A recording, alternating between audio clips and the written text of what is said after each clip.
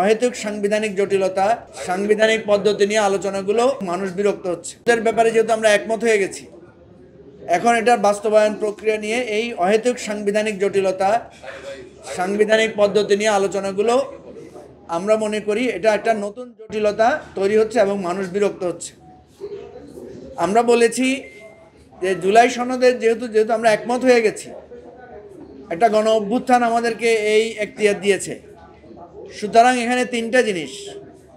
একটা দলের পক্ষ থেকে বলা হয়েছে যে এটা কনস্টিটিউশন অর্ডার আমরা দিতে পারে, আমাদের প্রধান উপদেষ্টা রাষ্ট্রপতির মাধ্যমে একটা সংবিধান আদেশ দিতে পারেন, কারণ অভ্যুত্থানের মধ্য দিয়ে আমরা দুইটা ক্ষমতা পেয়েছি, একটা হচ্ছে সংশোধনের ক্ষমতা আর একটা হচ্ছে রাষ্ট্র শাসনের ক্ষমতা। এই দুইটা ক্ষমতা পাওয়ার পরে আবার নতুন করে কেন এখতিয়ার লাগবে? আমরা এই এখতিয়ারের ভিত্তিতেই কিন্তু আজকে এই ঐকমত্য কমিশনে এত আলোচনাগুলো করছি।